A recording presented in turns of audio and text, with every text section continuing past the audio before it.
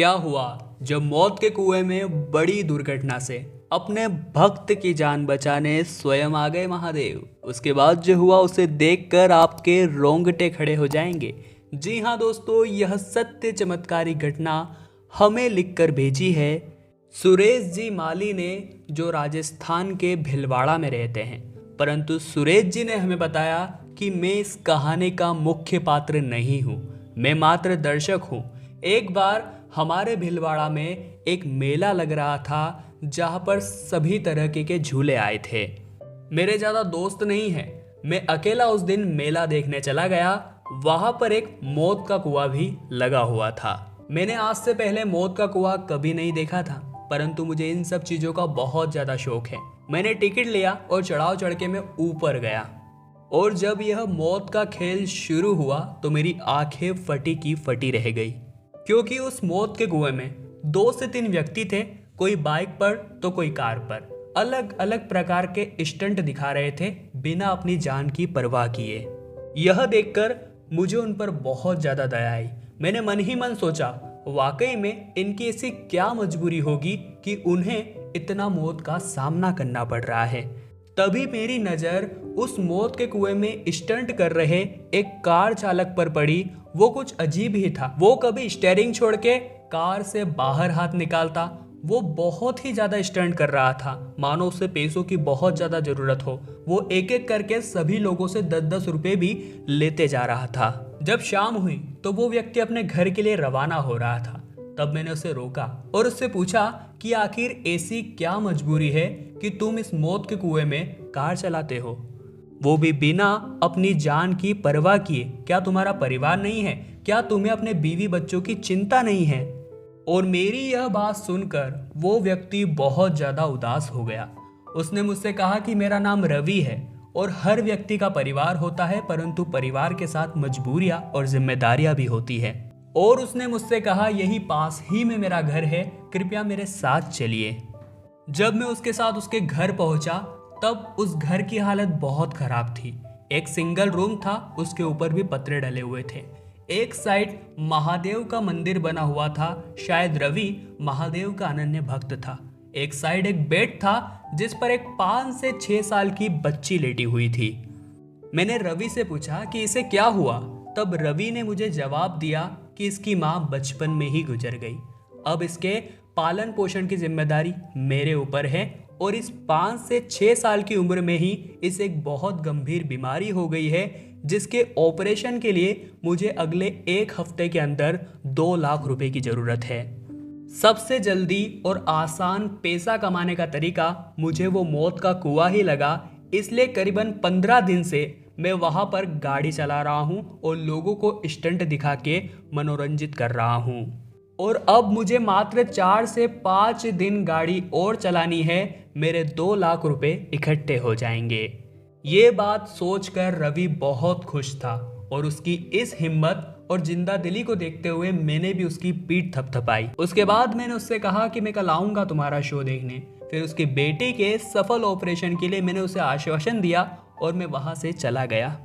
अगले दिन उसी तरह से मैं फिर से मेले में गया। मैंने टिकट लिया और जब मैं ऊपर मौत के कुएं का खेल देखने गया तब रवि अंदर बहुत ही अंधाधुन गाड़ी चला रहा था। वे लोगों को स्टंट दिखा के प्रसन्न कर रहा था। सभी लोग उसे बहुत पैसे दे रहे थे। तभी मैंने उसे आवाज़ लगाई, रवि। जैसे ही उसने मेरी ओर देखा उसका संतुलन बिगड़ गया और वो बाइक से ऊपर से तेज रफ्तार के साथ नीचे आ गिरा। मैंने अंदर ही अंदर सोचा, ये मैंने क्या कर दिया, यह तो बहुत बड़ी गलती हो गई। 4 दिन के अंदर उसे अपनी बेटी के ऑपरेशन के लिए पैसे जुटाने थे और आज मेरी वजह से वो खुद अपाहिज हो गया। मैं जल्दी से एम्बुलेंस बुलाकर उसे अस्पताल लेकर गया। वहाँ पर डॉक्टर ने मुझसे कहा कि इनके दोनों पैर फ्रैक्चर हो चुके हैं और कम से कम 1 से 2 माह ये बेड से नहीं उठ सकते। ये बात सुनकर रवि वहीं पर जोर जोर से रोने लगा। वो महादेव से प्रार्थना करने लगा कि हे महादेव, बस कुछ ही पैसों का इंतजाम 4 दिनों के अंदर करना था और एंड समय पर आपने मेरे साथ ये क्या कर दिया। अब मेरी बच्ची की जान किस तरह से बचेगी?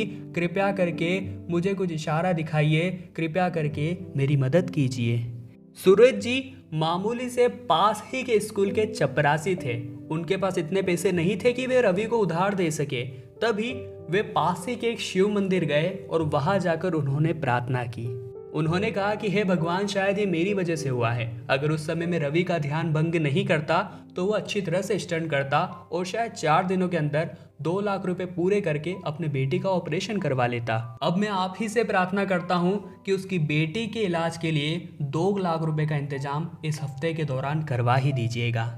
तभी दोस्तों वहां पर महादेव का एक बहुत बड़ा चमत्कार हुआ, क्योंकि उस समय सामने से कुछ संगठन के लोग आ रहे थे। पता नहीं वे कौन थे, परंतु वे सुरेश जी के पास आए और उन्होंने उससे पूछा कि हमारा एनजीओ अलग अलग बस्तियों में जाकर गरीब लोगों की इलाज में सहायता करता है जो पैसे दे पाने में असमर्थ होते हैं। क्या आप हमें बता सकते हैं इस एरिया में ऐसे कौन कौन लोग हैं? और ये बात सुनकर मुरझाया हुआ मेरा हृदय प्रसन्नता से खिल उठा। मैंने उन एनजीओ के सदस्य को रवि का एड्रेस दे दिया और उनसे कहा कि उस घर में 2 लाचार पीड़ित हैं। दोनों ही पैसे देने में असमर्थ हैं, जिसके कारण इनका इलाज नहीं हो पा रहा है। कृपया करके आप उनकी मदद कीजिए। उसके बाद दोस्तों महादेव की कृपा हो गई और उस एनजीओ के माध्यम से रवि और उसकी 5 साल की बेटी का इलाज किया गया। उसकी बेटी का ऑपरेशन अच्छे हॉस्पिटल में अच्छे डॉक्टर्स के माध्यम से बहुत ही सफलता से संपन्न हुआ और रवि के टूटे हुए पैरों का इलाज भी बहुत अच्छी तरह से किया गया। और जब 2 महीने बाद रवि सही हुआ तब उसी एनजीओ में उसे एक जॉब भी मिल गई, जिसमें उसका कार्य था ऐसी बस्तियों को ढूंढना जहां पर इस तरह के मरीज पाए जाते हैं। और इसके बाद उसे कभी भी मौत के कुएं में गाड़ी चलाकर अपनी जान हथेली पर नहीं लेनी पड़ी। वास्तव में दोस्तों महादेव अपने भक्तों की सुरक्षा स्वयं आकर भले ही ना करें, परंतु किसी न किसी रूप में आखिरकार करवा ही देते हैं। वे एक तिनका फेंकते हैं और उस तिनके को पकड़ने मात्र से ही भक्त तार तार हो जाता है। और आज रवि और उसकी बेटी का बिल्कुल ठीक हो जाना जरूर रवि की हिम्मत की वजह से और महादेव पर हमेशा भरोसा रखने की वजह से ही हुआ था। क्योंकि दोस्तों महादेव की भक्ति सभी लोग करते हैं, चाहे फिर वो अमीर हो या गरीब। वे अपने भक्तों में किसी तरह का भेदभाव नहीं करते और सभी भक्तों पर समान रूप से अपनी कृपा बरसाते हैं। तो दोस्तों जल्दी से नीचे कमेंट बॉक्स में बताइए कि क्या यह घटना सत्य हो सकती है। संपूर्ण तथ्यों की जांच परख करने के पश्चात हम तो इसी नतीजे पर पहुंचे हैं कि यह घटना बिल्कुल सत्य है। नीचे कमेंट बॉक्स में हर हर महादेव का नारा भी जरूर लगाइएगा और वीडियो पसंद आई हो तो लाइक के बिना मत जाइएगा। साथ ही में चैनल को सब्सक्राइब कर लीजिए। सब्सक्राइब के माध्यम से आप हमेशा इसी तरह की चमत्कारिक घटनाएं हमेशा देख पाएंगे। अभी के लिए आप सभी को हर हर महादेव।